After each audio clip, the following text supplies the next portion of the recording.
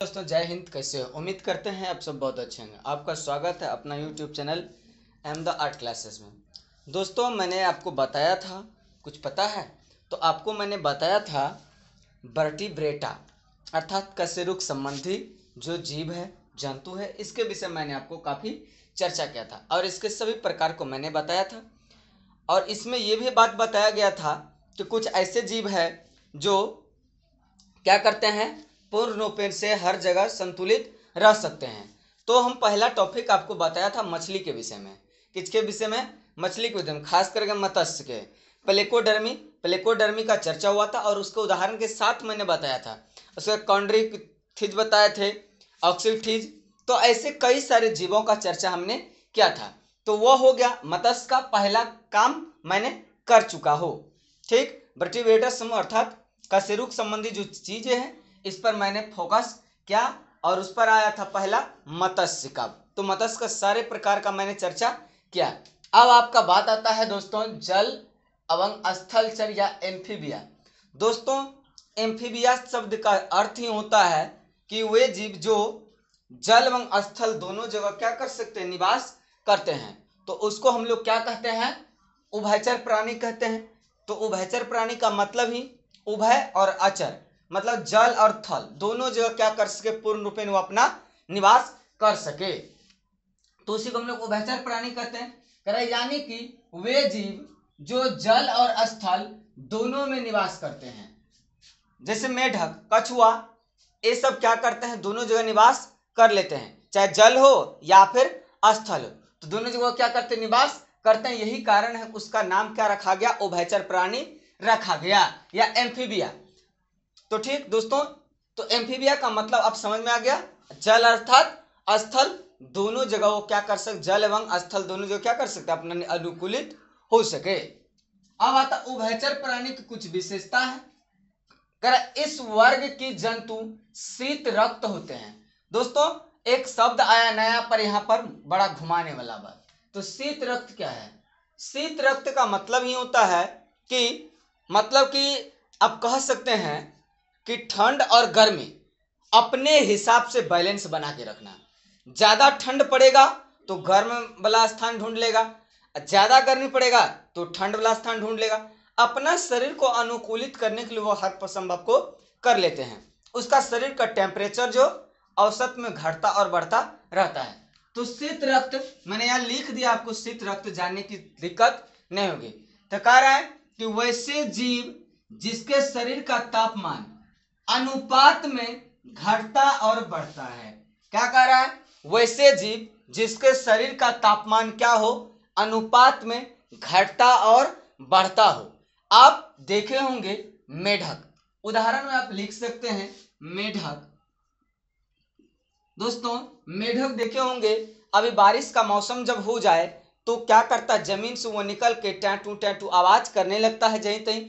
पानी में देखे होंगे, तालाब वालाब में। लेकिन जैसे गर्मी बढ़ता है तो वो क्या करता है, जमीन के अंदर प्रवेश कर लेता है। तो कहने का मतलब है कि वो अपने हिसाब से बैलेंस बनाता है, अपने शरीर की तापमान को वह खुद कंट्रोल करता है, हमें कहाँ रहना है, जल में या थल में।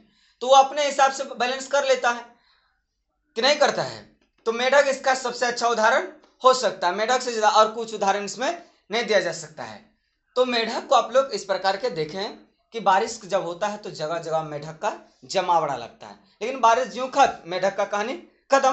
खत्म क्या हो, जमीन के अंदर छिप गया। गर्मी बढ़ा तो अपना ठंडा वाला मौसम खोज लेगा, ठंडा जगह में प्रवेश कर लेगा। और जैसे ही ठंडा बढ़ा तो गर्मी वाला मौसम आ जाएगा, बाहर निकल जाएगा। ऐसा होता है। करें यह अधिक ठंड या फिर अधिक गर्म भी सहन कर लेते हैं।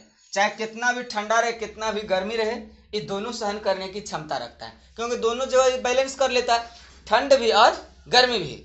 तो दोनों जब बैलेंस कर लेगा तो यही बैलेंस का कारण क्या है कि ठंडा भी बर्दाश्त कर लेता है और गर्म भी बर्दाश्त कर लेता है। इसी कारण से जाड़े और गर्मी, यही कारण है जाड़ा और गर्मी, जाड़ा और गर्मी दोनों में क्या होता है, तो वह अपना पूर्ण रूप में निष्क्रिय कर लेता है। और यही क्या बात होता है, कारण निष्क्रिय होकर किसी सुरक्षित स्थान या फिर जमीन के भीतर वास कर लेता है। जाड़े के मौसम में क्या करेगा, वह जमीन के अंदर में प्रवेश करेगा और सुरक्षित स्थान में जाएगा। गर्मी के मौसम में क्या करेगा, ठंड वाले जगहों पर वो जा करके निवास करने लगते हैं। तो इससे होता क्या है, इससे यही होता है कि वह पूर्ण रूपेण कंट्रोल हो जाता है और अपना शरीर को तापमान से बचाता है और गर्मी से भी उसको राहत मिलती है। यह होता है मेढक का खासियत। कारण इनका शरीर सिर और धड़ और पूंछ में क्या होता है, विभक्त हो जाता है, अर्थात टूट जाता है। शुरू में जो है मेढक का देखा जाता है, जब बेंकुल्ली रहता है, जब पानी वर्षा होता है, तो उस समय मेढक के बच्चे छोटे छोटे देखने को मिलेंगे और पूंछ रहता है छोटा सा। लेकिन बाद में वह पूंछ क्या होता है, टूट जाता है, अर्थात वह पूंछ जो आपको शिशुअवस्था में ही पाया जाता है। लेकिन जब उसका वृद्धि और विकास होता है तो उसका पूंछ क्या होता है, खत्म हो जाता है, अर्थात शरीर और उसका धड़ में विभक्त होकर के वह एक बड़े जीव के रूप में बन जाते हैं। तो इस प्रकार का किसमें देखा गया फॉर्म, मेढक में देखा गया। तो मेढक का ये सारे प्रजातियों में तो ऐसे ही पाए जाते हैं जो होते हैं क्या। तो इसमें यही बात बताया गया कि जो मेढक की प्रजातियां, और उसमें खास करके मत्स्य के बाद जो आया आपका उभयचर प्राणी, उभयचर प्राणी में कई सारे तथ्य शामिल होते हैं।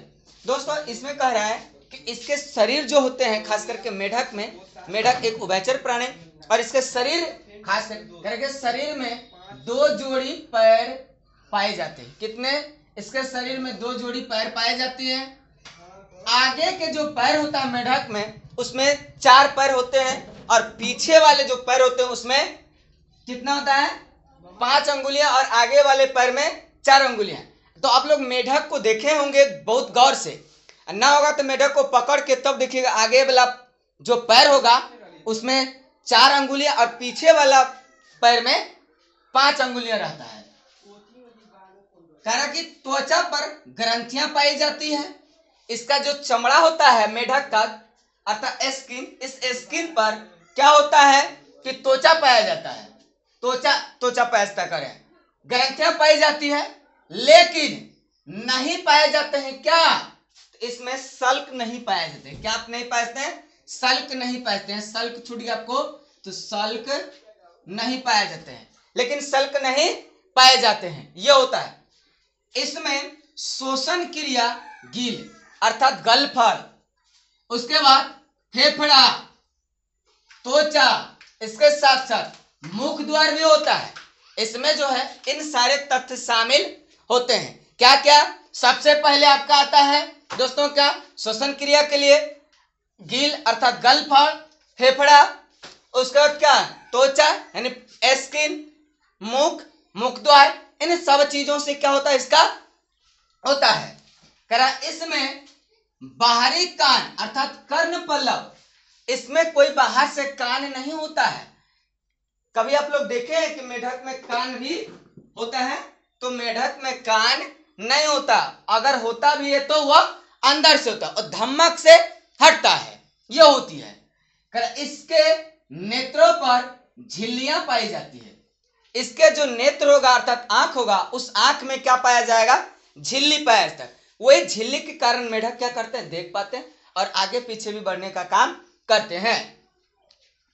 कह कि झिल्ली को निकटिटेटिंग क्या कहता है, निकटिटेटिंग या निमेषक पलट कहते हैं। क्या कहते हैं, जो आंख में झिल्लियां होती है उस आंख के झिल्ली को क्या कहा जाता है, निकटिटेटिंग या फिर निमेषक पलट कहते हैं। दोस्तों इसके हृदय में 3 वयस्क पाए जाते हैं। जो मेढक होगा उसका हृदय अर्थात यकृत होगा, उस यकृत में 3 प्रकार के वयस्क पाए जाते हैं, जिसमें 2 अलिंद और 1 निलय होती है। 2 अलिंद और 1 निलय, तो 3 प्रकार का जो वयस्क पाया गया, उस वयस्क में 2 जोड़ा को क्या रखा गया, अलिंद में, और 1 को रखा गया है किसमें, निलय में। तो किसमें, मेढक के जो वयस्क पाए जाते हैं उसमें। पाचन नली अर्थात इसका जो भोजन का पचनाल होता है, उसके बाद मूत्राशय, मूत्र विसर्जन करने वाला अर्थात पेशाब, और जनन नालिका, बच्चे जन्म देने का काम, इन तीनों का एक ही रास्ता होता है, ना कि अलग अलग रास्ता होता है। क्या तीनों एक ही छिद्र द्वारा बाहर होते हैं। कैसे होते हैं, तीनों एक ही छिद्र द्वारा बाहर होते हैं। इसे कलो एकल छिद्र कहते हैं। अगर पूछा जाएगा कि दोस्तों कलो एकल छिद्र किसे कहते हैं, तो हम बता सकते हैं कि कलो एकल छिद्र का अर्थ ही है कि पाचन क्रिया, उसके बाद मूत्राशय अर्थात मूत्र विसर्जन करना, जनन नालिका जनन करने की नालिका, इन तीनों का फॉर्म एक ही से होता है, जिसके कारण इसे क्या कहा जाता है, कलो एकल छिद्र कहते हैं। इसमें महिला और पुरुष दोनों होता है, मेढक में महिला और पुरुष दोनों होता है। नर और मादा अलग अलग होते हैं, ऐसा नहीं कि एक ही होते हैं, इसमें महिला अलग पुरुष अलग। इसमें निषेचन अंदर एवं बाहर दोनों होता है। अगर ये चाहे तो संबंध भी बना सकता है, अब बिना संबंध के भी अपना जनसंख्या वृद्धि कर सकता है। लेकिन मुख्य रूप से मेढक का निषेचन की बात जब कहा जाए तो यह बाहरी ही निषेचन करते हैं। देखिए इसमें होता क्या है कि जो महिला मेढक होता है वो क्या करते हैं, अपने जो उसके पास शुक्राणु का एक प्रकार का बीज का भंडारण कहा जाए तो वह क्या करते हैं, पानी में छोड़ देते हैं, पानी में छोड़ देते हैं। लेकिन कुछ देर बाद पुरुष वाला मेढक क्या करते हैं, उसमें अपना स्पर्म डाल देते हैं। पानी के अंतर्गत ही क्या होता है, अपना दोनों निषेचित हो जाता है। और निषेचित होने के बाद आप लोग देखे होंगे कि जब बरसात का मौसम, छोटा छोटा बेंकुली आपको दिखाई देगा, पूछ लगर नंगड़ी वाला मेढक, तो वह दिखाई देता है कहां पर, पानी में। यही होता है किस पर, मेढक में। तो इसका अंदर और बाहर दोनों जगह निषेचन दोनों प्रकार होता है। मेढक में बाह्य निषेचन पाया जाता है। बाह्य निषेचन मतलब बाहरी बाहर भी होता है, जरूरी नहीं कि सबका अंदर ही होता है। तो क्या होता है, इसमें बाह्य निषेचन होता है, किसमें, मेढक में। तो मेढक के विषय में इतना सारे चीजें आपको बताया गया। खास करके मेढक को टोड और सेलोमेडर ये सब का निषेचन प्रक्रिया कई सारे विभागों में बांटा गया है। इसमें भारतीय मेढक प्रमुख रूप से शामिल है, जिसको टोड के रूप में भी हम लोग जानते हैं। उसके बाद हाइला भी एक जीव है, जिसको खास करके भारतीय अगर दृष्टि से देखा जाए एक प्रकार बिच्छू की जाति का नाम होता है, जो पानी और स्थल दोनों जगह रहता है। तो क्या क्या आएगा, भारतीय मेढक, दूसरा हाइला जो गिरगिट के प्रजाति के रूप में आपको दिखता है। तो आज का क्लास में मैंने आपको बताया पूर्ण रूपेण से एम्फीबिया के विषय में, अर्थात उभयचर प्राणी, जल एवं स्थल दोनों से आधारित। तो आज आपको इस वीडियो के माध्यम से मैंने इतने सारे जानकारी दिया। अगले वीडियो में हम बताएंगे आपको सरीसृप अर्थात एस्टिफिल यानी कि रेंगने वाले वस्तुओं के